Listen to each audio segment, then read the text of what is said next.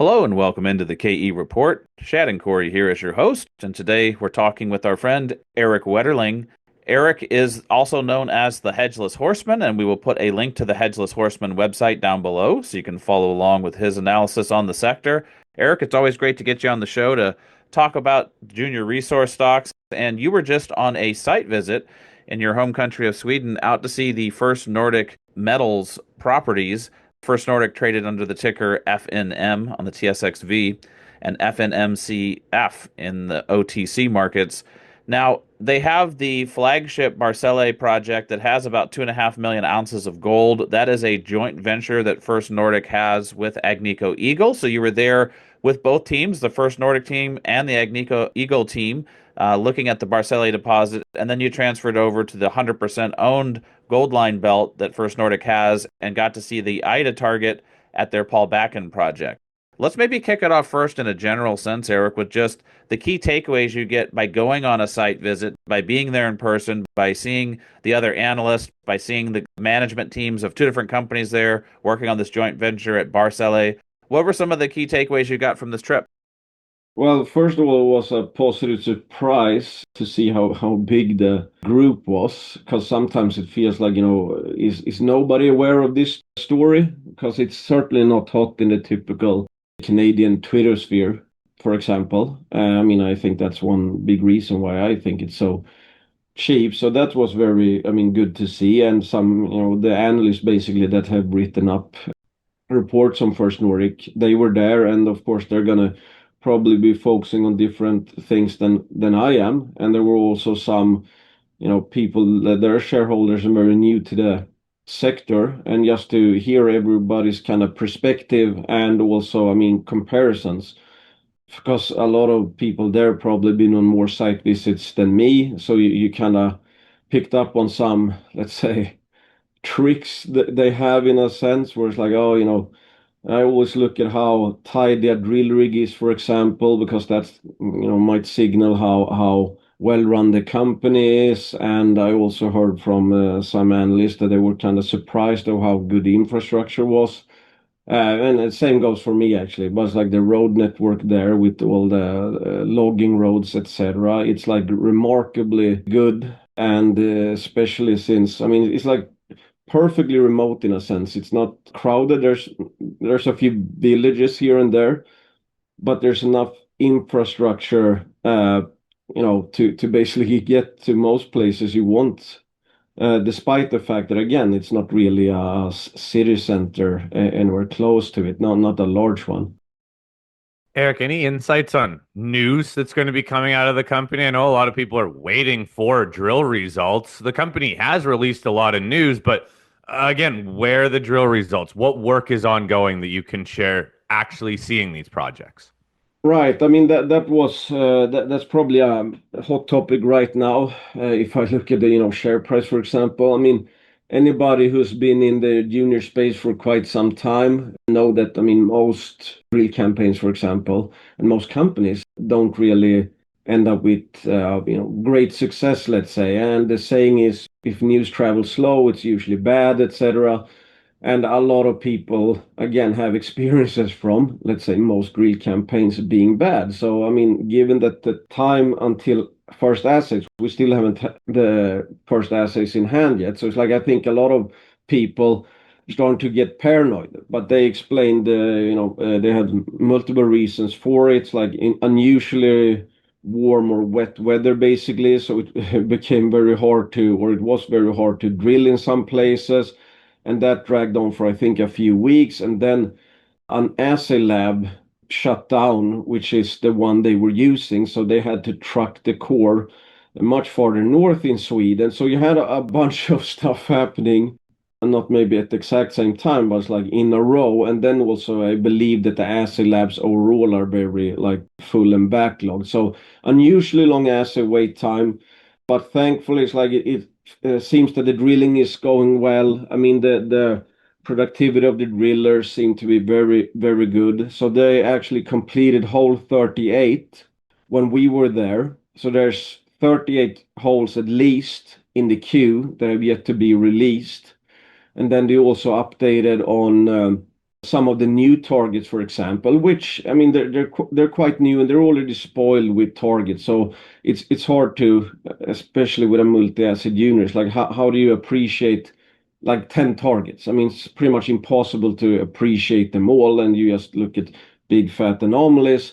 But like they went through incredible details, like the reasoning for every target, how the structure lines up, the geophysics line up, and then they have the pretty large scale golden till anomalies at many of them. And it's like one of the new targets, for example, Brona, which again I hadn't put much value on, but it's like, okay, that's a 2 by 1 kilometer strong golden till anomaly, and it's wide open. I mean, I think all the new targets are only limited in their size because of sampling, not because the anomalies actually were cut off. And then we learned that, I mean, they went to see Brona, for example, and spent like 1-2 hours walking around there in this big golden till anomaly, and they found like 200 meters of outcrops, favorable outcrops, which looks like they have some intense veining. So it's like, okay, all of a sudden that's probably one of the most de-risked projects, almost a walk-up drill target. And again, it's like I don't think, personally, I don't think any exploration success in any of these targets is priced into the stock. Yeah, Eric, I think that there's a lot of targets. We've even had the company on the show a couple times and talked about a couple of the targets, but Aida, that's at the Pauba project that you visited, is probably the one they've put the most work into. I think they've done the most drilling here. They have another target, Harpsund, at Pauba, and then over at their Storjuktan project, they have another target, Nippus, that they've done some drilling on. But of all the targets that they've had so far, it seems like Aida is the one that they put the most effort in, and that's probably some of the results that we're going to get to the market first, I'm guessing. So when you were at that target, any key takeaways there? Anything that analysts were saying? Anything the company was saying when you were at the Aida target? Yeah, I mean, Aida, the ongoing exploration campaign at Aida was for sure at least the main positive surprise, in the sense that, okay, they drilled around, for example, the discovery zone where they hit 22.5 meters or 2.4 grams per ton. I mean, and some of this drilling, they've gone deeper, and I think one is a scissor hole, etc. And they've encountered like a few or even maybe several parallel shear zones. I mean, the initial hit, I believe, was only from one shear zone. So it also just goes to show, and the geos kind of confirmed that, as like, this is very much still early in the exploration for Aida. It's like there's a lot of stuff left to explore there, because like, okay, you hit parallel zones. I mean, they don't have the assays or anything like that, but it's like, okay, visibly, it's obviously very encouraging, because all of a sudden the Aida might be like wider in a sense. The Aida corridor might have more than just one main shear zone. So, okay, I gotta account for the fact that this could surprise to the upside. I mean, if one thinks like, okay, how many, the potential tonnage per vertical meter or strike, if you have more than one mineralized shear zone, that's obviously going to help a lot with proving up the tonnage. And there's also instances of visible gold. I mean, not like the core is full of it, but it's like, okay, at least there's visible gold, so that you can at least confirm that's like, yes, we're hitting something that is indeed gold bearing. And I think the farthest away instances of visible gold, in terms of apart strike length wise, it's like 2 kilometers. So, and I'm pretty sure that's still wide open both to the north and south. So, of course, there's a world where Aida becomes, not much, let's say.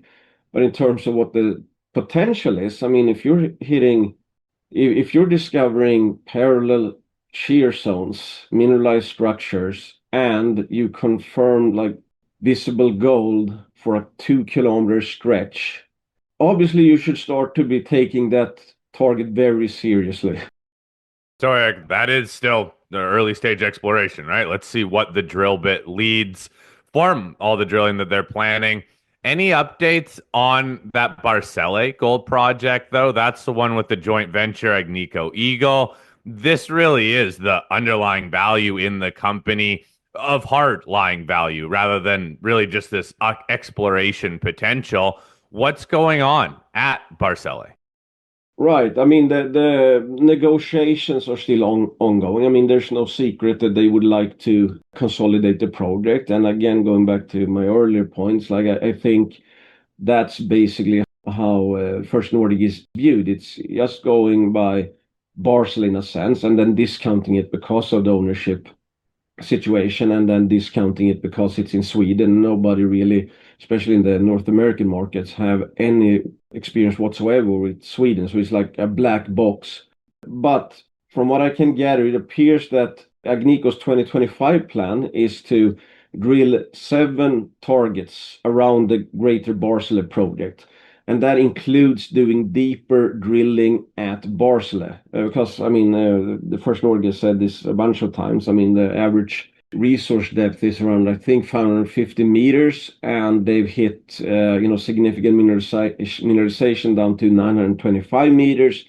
And via geophysics, it's believed that the same rock type persists until a depth of 2 kilometers. So, I didn't ask really, or if I did, I didn't get a, let's say, good response. It was like the motivation behind their exploration efforts here. But it's like, as a First Nordic shareholder, I'm like, okay, free carried exploration via drilling at 7 targets. So that's just, in a sense, the dilution free / risk free upside potential. I don't know how they're going to report it, if they're going to report it, because it's Agnico's and they are operators.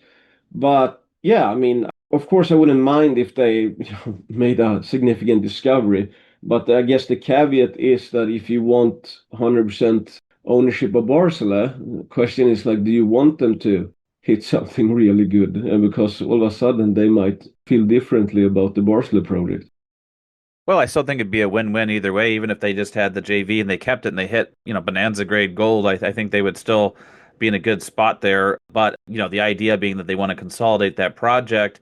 It is weird that Agnico Eagle would be drilling it if they were talking about consolidating it. But was any discussion given to the fact that gold prices are a lot higher now than when that resource came out, and that there's probably resources that would make it in now at the higher gold prices that weren't factored in? Did they talk about doing a resource update after this drilling? Well, I think that's above some of the people there's pay grade in a sense. And I didn't want to, because Agnico is very conservative and sensitive and I guess a bit secretive, etc. So I didn't want to push too much. And I honestly don't think that the guys I talk to, it's like they're not the ones calling the shots in a sense. Let's say I got the impression that what you just said, they are aware of it. But again, they're not the ones making the decisions there. So I think that's pretty much all I can say. Erik, do you know what the company's budget is? What kind of cash they have on hand to move forward with all this exploration? Because as much as there's exploration upside, it does cost money to drill these things. So how much capital does the company have? What sort of run room do they have? I believe they have around $7 to $8 million in the bank still. You can probably, fact check that with the company yourselves. And I believe they might have drilled, what is it, like 8,000 meters or something in those 38 holes. And I believe the drill costs are around $200 per meter all in. So, at face value, they could probably be drilling a lot more. It's like, are they gonna, drill until they really would need to raise? I'm not sure about that, but I think there's potential, let's say, for some potentially, quite juicy drill assays before they really need to think about racing. And I think the plan now is to at least take one drill rig up to the Nippas target and then wait for the backlog assays to come back from Aida before they, continue drilling there. Because this was like, they did some aggressive step holes and some holes obviously around the initial discovery zone. And I think some of the holes had like good looking mineralization alteration over some considerable width, so I wouldn't be too surprised if they might even be able to overshoot the discovery hole assays, for example. That's not a guarantee, of course. And yeah, so I think they're kind of they're waiting to see what are we getting out of this. If they come back with some barn burner assay, etc., I think the market will have to kind of respect the fact that, in my opinion, this is one of the best exploration portfolios of any gold junior out there, and I don't think, again, that the market is giving them any credit. So I mean, it would be good to have some results that has the market unable, let's say, to ignore it. Well, I know that in talking with the company here on the show and the KE report that they announced that they're doing a 25,000 meter drill program. They've only done 5,000 at Aida so far at Pauba, and then they have 5,000 planned at Nippus. And there's now all these new targets at Storjukten in addition to Nippus that they have. I think there's 3 to 5 new targets that they've uncovered. So I know that they're going to go back and probably put another 5,000 into the Paubacken is what they guided last time. But that still leaves another 10,000 meters they could put on all these different regional targets. So there's probably going to be a lot of drill news coming out of First Nordic over the next couple months, and hopefully that backlog of assays start showing up and we can start analyzing some of it. We are going to have the guys on the show from First Nordic later this week, so stay tuned for that. Erik, thanks so much for coming on and recapping your site visit in Sweden in your own backyard, but still a nice experience to get on site, see the analysts, go out to the sites themselves, see the drill core and the shack and everything. So very much appreciate you sharing that experience with us here at the KE Report. And for those listening in, if you want to follow along with Erik's work when he's analyzing these companies or ranting on the markets, definitely check out thehedgelesshorseman.com. It's in the show notes down below, and you can follow along with even the videos that he produces on YouTube, breaking down the companies on his radar. Erik, thanks so much for being on the KE Report, and as always, looking forward to our next conversation. Thank you, guys, and consider me biased. I own a lot of shares of First Nordic metals.